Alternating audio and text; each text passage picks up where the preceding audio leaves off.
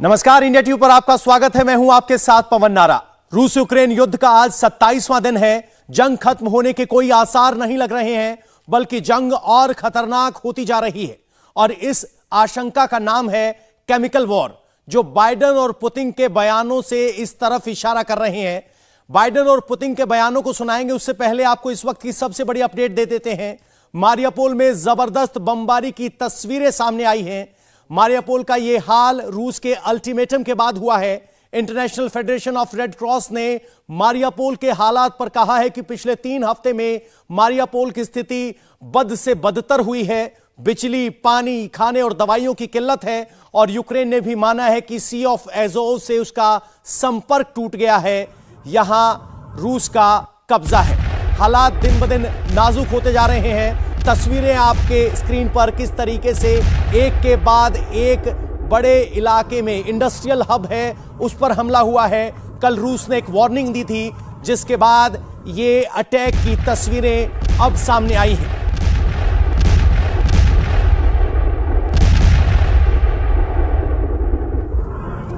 इस हमले से पहले रूस की तरफ से सरेंडर करने का अल्टीमेटम दिया गया था, लेकिन जिसे स्वीकार नहीं किया गया। और यूक्रेन और रूस के बीच बायोलॉजिकल और केमिकल वार का साया है। यह दावा हम नहीं कर रहे हैं, बल्कि अमेरिकी राष्ट्रपति जो बाइडेन ने दावा किया है। आपको दिखाते हैं कि जो बाइडेन ने आखिर क्या कहा है।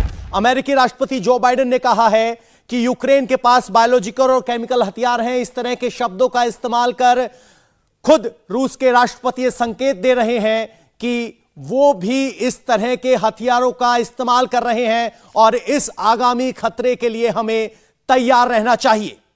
आपको बता दें, अपने बयान में जो बाइडेन रूस के राष्ट्रपति का हवाला दे रहे हैं, आपको वो बयान भी दिखा देते हैं, जहां रूस के राष्ट्रपति बयानों में इस तरह का जिक्र कर रहे हैं कि कैसे यूक्रेन में बायोलॉजिकल वेपन मौजूद है। पुतिन ने कहा कि यूक्रेन में दर्जनों बायोलॉजिकल लेबोरेटरी का नेटवर्क है, जिसके जरिए अमेरिका की फंडिंग है और पेंटागन से उन्हें मदद और आर्थिक मदद और देखरेख मिल रही है। जिसके बाद सबसे बड़ा सवाल यह है कि क्या सचमुच यूक्रेन और रूस के बीच केमिकल वॉर हो सकता है। इस सब में सबसे बड़ी बात यह है कि डब्ल्यूएचओ ने भी एक वार्निंग जारी की है। डब्ल्यूएचओ की वार्निंग अगर हम आपको दिखाएं तो 11 मार्च को डब्ल्यूएचओ ने हेल्थ मिनिस्ट्री ऑफ यूक्रेन और अन्य संस्थाओं को कहा था कि आपके पास जो सेंटर हैं या कहें कि पैथोजन है, उन्हें नष्ट कर दिया जाए। और यह वो मैप है जो रूस डिफेंस मिनिस्ट्री की तरफ से जारी किया गया था, जिसमें ये सब वो साइट्स हैं जहां बायोलॉजिकल वेपन को लेकर लैब चल रही है और इस लैब की फंडिंग अमेरिका कर रहा है, ऐसा रूस का आरोप है।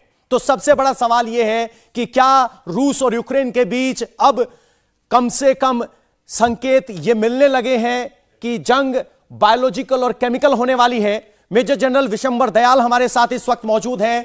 मेजर जनरल संजय मेस्टन हमारे साथ जुड़ रहे हैं। इसके अलावा मेजर जनरल संजय सोई और defence expert air vice marshal P K. Srivastava भी हमारे साथ जुड़े हैं। सबसे पहले विशंबर दयाल जी, दो सबसे बड़ी शक्तियां रूस और अमेरिका, और दोनों के मुखिया के जुबान पर केमिकल वेपन का जिक्र, क्या माना जाए यह जंग उस तरफ बढ़ रही है? देखिए, मैं नहीं समझता इसमें कोई बायोलॉजिकल केमिकल वेपन्स का किसी किस्म का कोई इस्तेमाल खासकर रशियन फोर्सेस करेंगी। इसलिए नहीं कि मैं यहां रशिया का पक्ष रख रहा हूं, इसलिए कि एक बात स्पष्ट है कि रशिया के पास बहुत से वेपन्स हैं जो अभी उन्होंने इस्तेमाल भी नहीं किए। बहुत बड़ी एयर पावर है, बहुत बड़ी मिसाइल पावर है, जिनको हम कन्वेंशनल वेपन्स कहते हैं। उसकी पूरी शक्ति अब तक नहीं लगाई है, तो उसको केमिकल और बायोलॉजिकल वेपन्स इस्तेमाल करने की मैं समझता हूं आवश्यकता नहीं है, और ना ही वो करेगा। क्योंकि ऐसा करने से वो यूक्रेन की जो आबादी है, पॉपुलेशन है, वहां प्रो रशियंस भी हैं, वहां रशियन एथनिक रशियंस भी हैं, वहां एथनिक स्लोवैक्स भी हैं। वो सब जो है वो फिर रशिया से बहुत दूर चले जाएंगे। और दूसरी बात यह है, मैं समझता हूं किसी भी देश के प्रेसिडेंट को एक बात समझना चाहिए कि हर एक चीज के दोहरा असर होता है। जब आप इस किस्म की केमिकल्स की बात करते हैं, अगर प्रेसिडेंट बाइडेन करते हैं, तो ये देखिए कि इसका जो पॉपुलेशन है यूरोप में, उस पर कितना बड़ा असर पड़ता है। साहब, chemical, biological weapons, nuclear weapons का किसी देश तक सीमित नहीं रहता असर। अगर आप यूक्रेन में कल न्यूक्लियर कोई वो करते हो तो न्यूक्लियर तक यूक्रेन तक थोड़ी सीमित रहेगा। जब चेर्नोबिल में 86 में जब ब्लास्ट हुआ था, चेर्नोबिल का जो कैटास्ट्रोफ हुआ था, तो पूरा बेलोरसिया, पोलैंड, दूर दूर तक उसका असर गया था ना। तो ठीक इसी तरह केमिकल वेपन्स का, बायोलॉजिकल वेपन्स का बहुत दूर तक असर जाएगा। और मैं नहीं समझता रशियन आर्म फोर्सेस, लेकिन हाँ, मैं एक बात मैं फिर आप कमेंट लेना। देखिए, WHO ने एक प्रॉपर वार्निंग दी ना, प्रॉपर उनको एक हिदायत दी यूक्रेनियन हेल्थ मिनिस्ट्री को। इसका मतलब जो प्रेसिडेंट पुतिन बार बार कह रहे हैं कि वहां बायोलॉजिकल वेपन्स है, और इसका मैं एक 30 सेकंड में बैकग्राउंड। देखिए, अमेरिका जो है अपने देश की धरती पर उनके लॉज इतने स्ट्रांग हैं और उसको प्रेसिडेंट भी वायलेट नहीं कर सकता, क्योंकि उनकी पार्लियामेंट इतनी स्ट्रांग है। तो वहां कोई क्योंकि वो सिग्नेटरी है बायोलॉजिकल केमिकल वेपन्स, उसका एग्रीमेंट का सिग्नेटरी है, तो वहां ऐसी कोई हरकत नहीं कर सकते वो। लेकिन यूक्रेन एक अच्छी जगह थी जहां किसी किस्म का इस किस्म का कानून फैलो नहीं होता। मुझे शक है कि कहीं ना कहीं यूक्रेन खुद इस किस्म की मुहिम पर होगा, जो रशियन इंटेलिजेंसीज ने पिकअप किया होगा और जिसका बार बार जिक्र किया उन्होंने। तो ये एक बहुत ही गंभीर विषय है, लेकिन ये लड़ाई नहीं जा रही बायोलॉजिकल केमिकल वॉरफेयर की तरफ, ये कन्वेंशनल वॉर है। इसमें अभी कन्वेंशनल वेपन्स और इस्तेमाल होंगे, और आप देखोगे कि इसका कन्वेंशनल ढंग से ही इसका जो है कहीं ना कहीं कन्वेंशनल ढंग से ही फैसला होगा। जनरल मैस्टन, हम आपसे समझना चाहते हैं कि अगर अमेरिकी राष्ट्रपति इस तरह के शब्दों का इस्तेमाल करते हैं, वो foot on soldier on foot तो ग्राउंड पे नहीं डाल रहे हैं, लेकिन ऐसे बयान दे रहे हैं, इस बयान में कितना दम है? और सबसे बड़ी बात यह कि पेंटागन सबसे पहले दावा कर रहा था कि रूस हमला करेगा करेगा करेगा, हमला हुआ। अब ये बयान क्या मायने रखता है? पवन, ये जो बयान है मैं इसको इस प्रकार एनालाइज करूंगा। पहली बार ये जब से ये युद्ध शुरू हुआ है, एलिगेशंस और काउंटर एलिगेशंस, काउंटर क्लेम्स और क्लेम्स चल रहे हैं, इसमें कोई शक नहीं है। जैसे कि उदाहरण दोनों तरफ से हैं।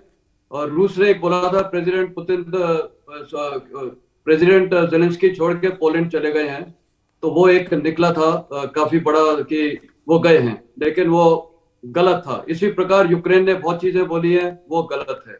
अब चलते हैं ये बायोलॉजिकल केमिकल वॉरफेयर में।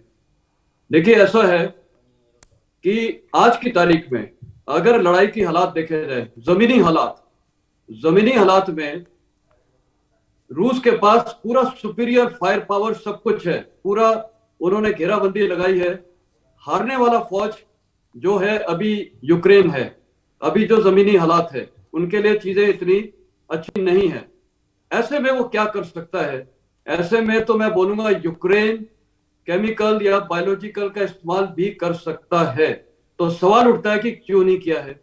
तो इसका आंसर है कि शायद वहां पर है ही नहीं।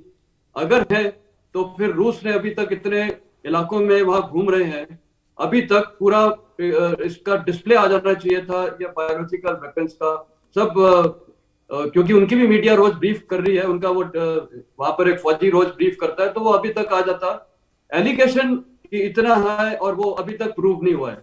इसी प्रकार अभी प्रेसिडेंट बाइडेन का बोलना ये केमिकल यूज वॉरफेयर यूज करेंगे, मेरे को नहीं लगता कि वो यूज करेंगे, क्योंकि यूज करने से उनको क्या फायदा है? उनके वहां खुद के ट्रुप्स हैं इन कॉन्टैक्ट, उनको भी ये असर करेगा। जैसे जनरल बिशंबर ने बोला, ये आसपास के कई इलाकों को असर करेगा।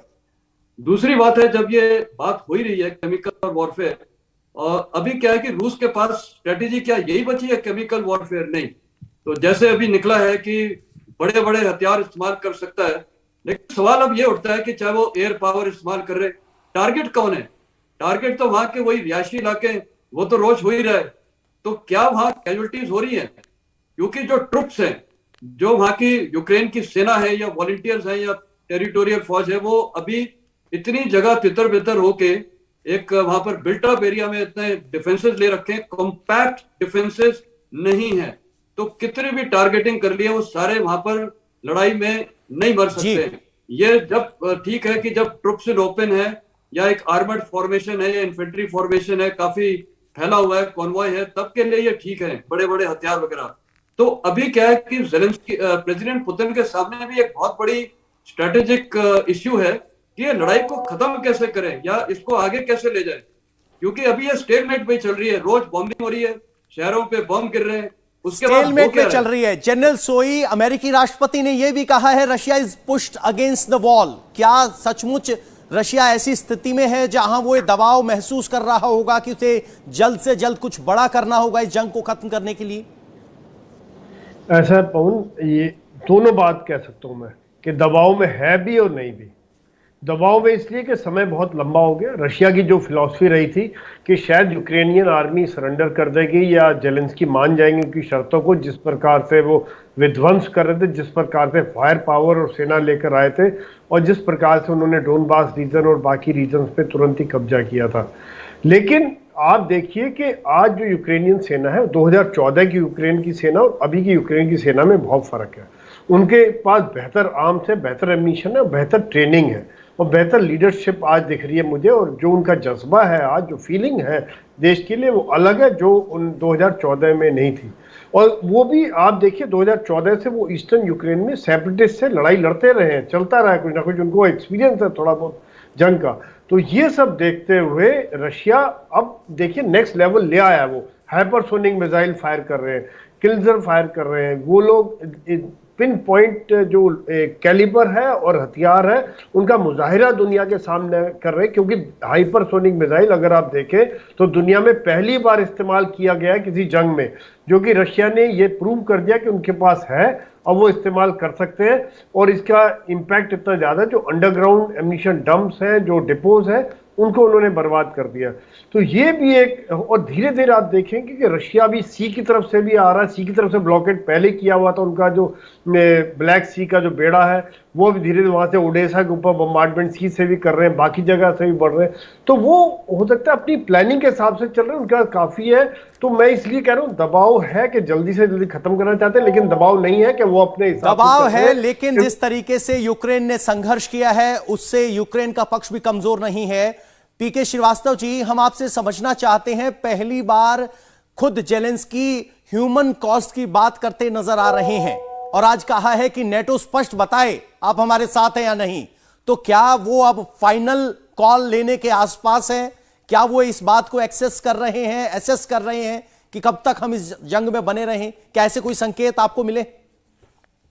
ओमन, मैं 2-3 बातें कहना चाहूंगा। पहली बात तो यह है कि जेलेंस्की शुरू के दौर से ही कहते आ रहे हैं कि अगर पुतिन मुझसे डायरेक्ट बात करें तो मैं बात करने को तैयार हूं। लेकिन एक सेंटेंस में वो ये बोलते हैं और दूसरे में ये बोलते हैं कि हम आखिरी दम तक लड़ेंगे। और वो बार बार एक तरह से चेतावनी देते हैं, भड़काते हैं नाटो कंट्रीज को कि आप किस काम के हैं, मैं नाटो नहीं ज्वाइन करूंगा, आप नो फ्लाई जोन करिए। तो बेसिकली जेलेंस्की के अभी तक आज तक के जो बयान आते रहे वो सारे के सारे एक तरफ ऐसा दिखाने की कोशिश करते हैं कि वो शांति वार्ता के लिए आगे बढ़ रहे हैं और दूसरी तरफ वो इंस्टिगेट करते हैं और आर्म्स डिस्ट्रीब्यूट करते हैं सिविलियंस को, हर तरह की ऐसी चेष्टा करते हैं कि यूक्रेन लड़ता ही रहेगा। जिसके बारे में हम लोगों ने बहुत बार चर्चा की थी कि उनको अपने हिसाब से देखना पड़ेगा कि उनके यहाँ उनकी क्षति हो रही है, उनकी संसाधन का और उनकी जनता का नुकसान हो रहा है। वो एक राष्ट्रपति की तरह सोच लाएं और राजनीतिक और इसके जो सामरिक पहलू हैं दोनों को देख करके वो फैसला करें।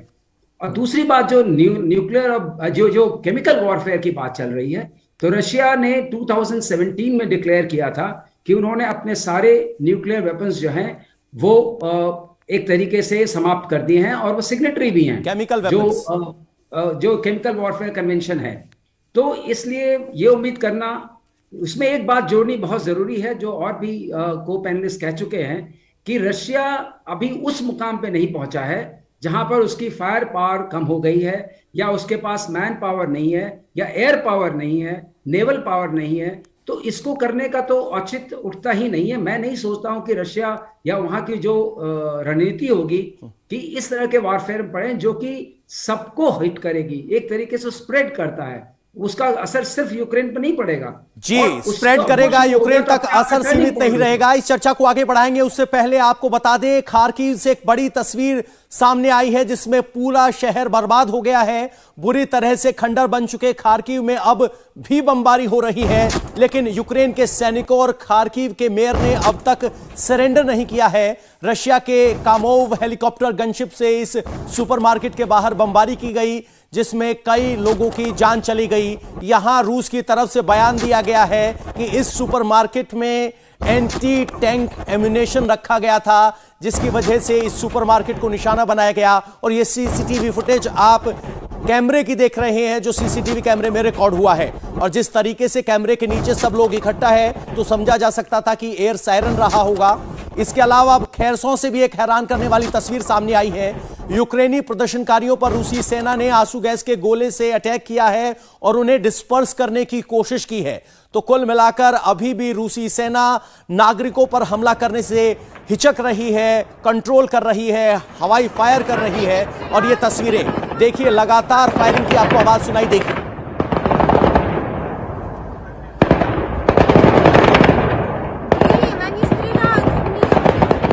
तो सिविलियंस पर सीधे हमला नहीं किया जा रहा है। मेजर जनरल विशंबर दयाल जी, अगर आप जेलेंस्की को देखेंगे तो यूएन की पार्लियामेंट को संबोधित कर चुके हैं, ब्रिटेन की पार्लियामेंट को संबोधित कर चुके हैं, अमेरिका की पार्लियामेंट को संबोधित कर चुके हैं और आज वो जापान की पार्लियामेंट को संबोधित करने वाले हैं।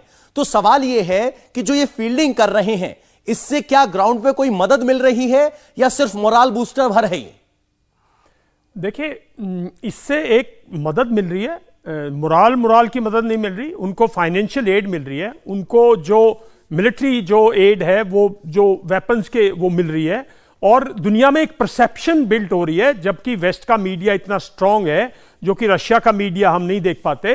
तो एक उनको मौका मिलता है दुनिया में ये बताने के लिए कि हमारे पर अत्याचार हो रहा है और रशिया एग्रेसर है और हमारे नागरिक मारे जा रहे हैं। लेकिन अब तक किसी पार्लियामेंट में, खार्किव को हम बार बार कहते हैं विनाश हो गया, ये होगा, मैं खार्किव में गया हूं, 15 वहां की टॉप टूरिस्ट स्पॉट्स हैं, एक स्पॉट का कोई आज तक वीडियो कोई किसी ने डाला हो कि ये खराब होगी, उनका स्क्वायर डिस्ट्रॉय हो गया, उनकी कॉन्स्टिट्यूशनल जो वो एरिया वो डिस्ट्रॉय हो गया, कुछ नहीं ऐसा डिस्ट्रॉय हुआ।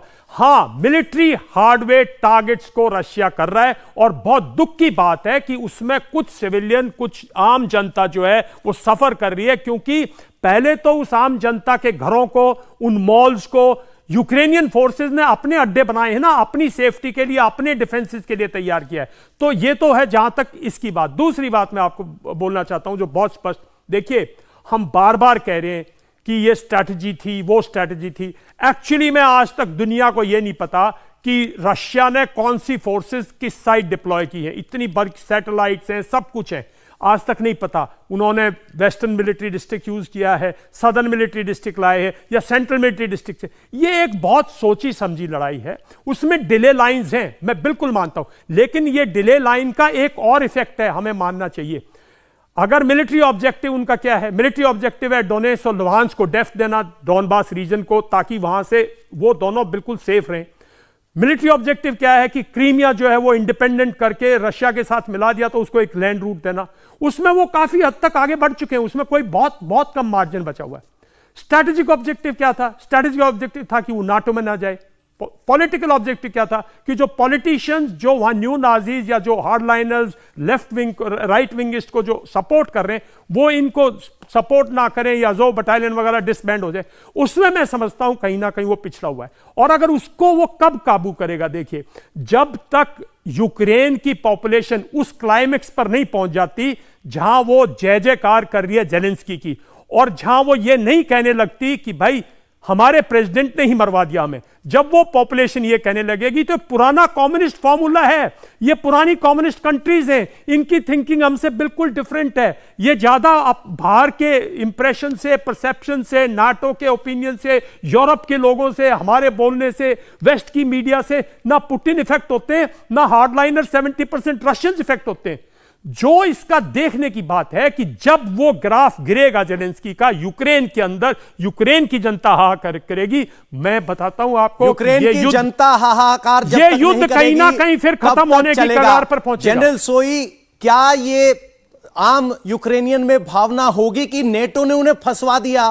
क्योंकि कम से कम इंटरनेशनल सिनेरियो में तो यह भावना साफ है कि नेटो ने जिस मदद का आश्वासन दिया था, जो शामिल करने की बात की थी, वो तो हुआ नहीं।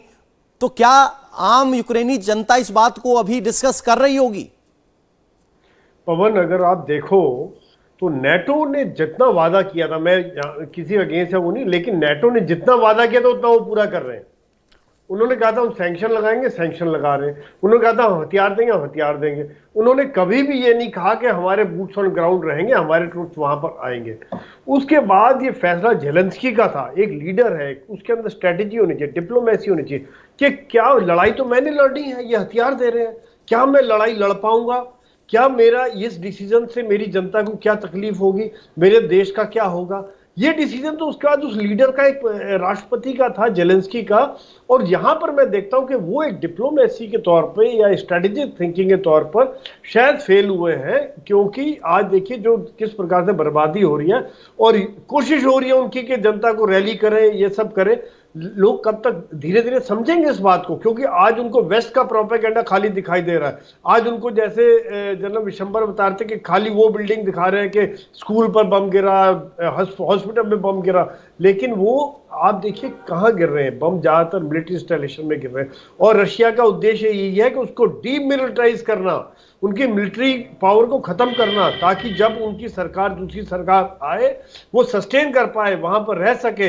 और यही एक कारण है वो सिविल पॉपुलेशन को ज्यादा एंटेगनाइज नहीं कर रहे, नाराज नहीं कर रहे, सिविल पॉपुलेशन को नाराज नहीं कर रहे। जनरल मैसन, सवाल यह है कि नेटो मदद तो कर रहा है, लेकिन जिस तरीके से नेटो ने यूक्रेन को सालों तक लटकाए रखा, नेटो का हिस्सा नहीं बनाया, तो क्या इस पूरे विवाद में वेस्टर्न फोर्सेस जो नेटो है उसकी इमेज को भी डेंट हुआ है? देखिए, जहां तक नेटो ने इनको मेंबरशिप नहीं दी, इस पे तो मैं बिल्कुल कुछ बोल नहीं सकता हूं, क्योंकि इनके क्या प्रोसीजर है। जनरली मेरे को जो पुराने देशों को भी दिया है उसमें तकरीबन 5-6 साल तो लग जाते हैं। और दूसरा, जब यूक्रेन ने फैसला भी किया था तो उन्होंने ये भी बोला था कि हम अपनी जनता से पूछेंगे, जो हुआ नहीं था। तो सवाल उठता है कि नाटो ही क्या हर चीज की जड़ है कि नाटो थी तो इसलिए आए? देखिए, मैं कुछ चीजें साफ करना चाहता हूं। पहली बात, सिक्योरिटी कंसर्न्स क्या नाटो के, रशिया के ही है? यूक्रेन के सिक्योरिटी कंसर्न्स नहीं है? अगर ये न्यूक्लियर वेपन्स आज चेरनोबिल में और ये जितने भी इनके प्लांट्स हैं हैंड ओवर नहीं किए जाते 94 में जो ट्रीटी हुई थी, तो ये लड़ाई नहीं होनी थी। दूसरा, आपने रूस ने ऑलरेडी ये ले लिया है, क्या नाम है, क्रीमिया ले लिया है, डॉनबैस को तो उन्होंने कितना सपोर्ट किया है। आज आप खुद देखिए, हमारे देश में कल कोई अपनी सेना से आके हमारे सेपरेटिस्ट को सपोर्ट कर सकता है? नहीं। वो भी एक इंडिपेंडेंट देश है और हर इंडिपेंडेंट देश को अपना पता है क्या उनके लिए सही है और क्या गलत है। ये नेटो का लाना बार बार मेरे को तो ठीक नहीं लगता है। आप बताइए, 93 में पार्लियामेंट में, रूस की पार्लियामेंट में, क्रेमलिन में पास हुआ था एक ऑर्डर कि सेवास्टोपोल पोर्ट जो क्रीमिया में वो हमारी टेरिटरी है, तो तब ये नेटो का इश्यू नहीं था। तो मेरे को लगता है ये नेटो का ये जो बार बार एक आता है, एक देश को पता है उसके लिए हित में क्या है और क्या नहीं करना है। दूसरा, ये जो प्रोपेगेंडा की बात हो रही है, मैं अभी आपको, जब रूस के फॉरेन मिनिस्टर टर्की में गए थे मीटिंग के लिए, आपको पता है थोड़े दिन पहले, वहां पर मारियोपोल पे हॉस्पिटल पे डैमेज किया था और काफी बुरी तरह है। वेस्टर्न मीडिया ने जो फोटो दिखाई है कि वहां प्रेग्नेंट विमेन और बच्चों का हॉस्पिटल था और जो भी था, लेकिन फॉरेन मिनिस्टर ऑफ रूस ने बोला था कि वहां पर अज़ोव बटालियन छिपी हुई थी और उनके वर्डिंग्स थे तकरीबन 800 से 900 जवान छुपे हुए थे अज़ोव बटालियन के। मैं एक इन्फेंट्री ऑफिसर हूं, जब ऐसी लड़ाई में क्या मैं अपनी पूरी पलटन को एक ऐसे हॉस्पिटल में जाके रखूंगा? और अगर वो होता, वहां अज़ोव बटालियन के लोग छिपे होते, तो रूस की मीडिया को तो आज सब दिखाई रहे, उनको दिखाना चाहिए था कि यहाँ पर अज़ोव बटालियन के डेड बॉडीज दिखाना चाहिए था। कहने का मतलब ये है कि ये हर बार ये कोलेटरल डैमेज है। मैं इसको कोलेटरल डैमेज बिल्कुल नहीं मानता हूँ। मिलिट्री इंस्टॉलमेंट्स, आज दिल्ली में आप देख लिए कितने मिलिट्री इंस्टॉलमेंट्स हैं दिल्ली कैंट के अंदर, वहां पर सिर्फ रिहायशी इलाके हैं, तो ये सबको पता है। कोई मिलिट्री इलाका में और जनरली आउटस्कर्ट्स में होते हैं, यहाँ तो सारी बिल्डिंग्स तबाह हो रही हैं और हर बिल्डिंग तबाह होती जा रही है, लाइन पे लाइन। मारियोपोल का देखिए, वहां क्या हर चीज मिलिट्री एस्टेब्लिशमेंट था। और अभी बात होती है वहां जेलेंस्की की, आप देखिए कि उसका देश आज इस स्थिति में है। ये जो आए हैं प्रेसिडेंट पुतिन की फौज, क्या वो लिबरेटर बन के आई है या ऑक्यूपायर आई है? वो आप फैसला खुद कर सकते हैं। लिबरेटर वर्सेस ऑक्यूपायर, यानी ये दोनों ही वर्ड परसेप्शन बिल्डिंग वर्ड है। पीके श्रीवास्तव जी, क्या अमेरिका की वर्चस्व पूरे विश्व में इस विवाद के बाद कम हुआ है? क्या अमेरिका इसमें कमजोर नजर आया है? देखिए, अमेरिका का तो पहले से ही ये कहना था कि हम फुट सोल्जर्स जो हैं वहां नहीं भेजेंगे, इसमें कोई नई बात नहीं। और बाकी जो चीजें उन्होंने वादा की थी वो सारी की सारी पूरी की। लेकिन मैं यहाँ एक चीज कहना चाहूंगा, जो अभी डिस्कशन हो रहा था कि नाटो का एक्सपेंशन अपने आप में एक बहुत मूल कारण रहा है, और ये आज से नहीं रहा है, ये कई डिकेड्स की कहानी है। ये शुरू होती है 1991 में, जब ये कहा गया था कि ईस्टवर्ड एक्सपेंशन नहीं होगा। बात वो नहीं है, फिनलैंड भी ये कंट्री है जो बगल में है। आदमी को अपनी शक्ति और अपने नेबर की शक्ति को देखते हुए ही काम करना पड़ता है। फिनलैंड ने आज उसका नाम रखा था फिनलैंडाइजेशन, मतलब उन्होंने रशिया के साथ, उनको भी नाटो में जाने की एक चाह थी, उन्होंने उसको एक तरफ रख के राष्ट्र धर्म को देखते हुए, अपनी राष्ट्र रक्षा को देखते हुए, राष्ट्र हित को देखते हुए उन्होंने एक फैसला लिया।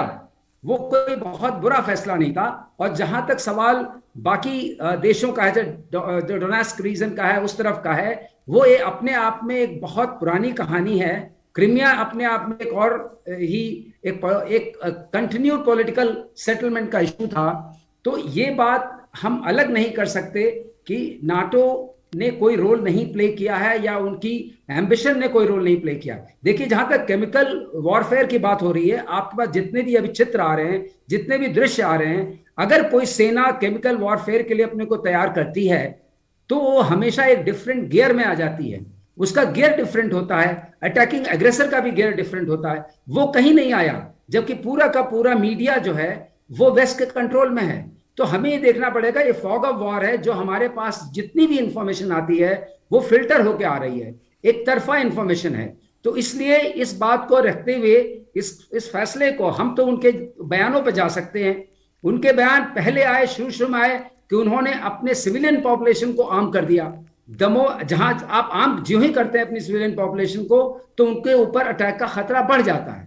आप उनको इन्वॉल्व कर लेते हैं। आपको इसको मिलिट्री कॉन्फ्लिक्ट के फॉर्म में रखना चाहिए था। संकेत मिलते रहे, लेकिन ये चीज अपने आप में फैलती गई। और आप देखिए, शुरू से हम लोग कहते रहे हैं कि रूस ने शक्ति और संयम का समन्वय किया है।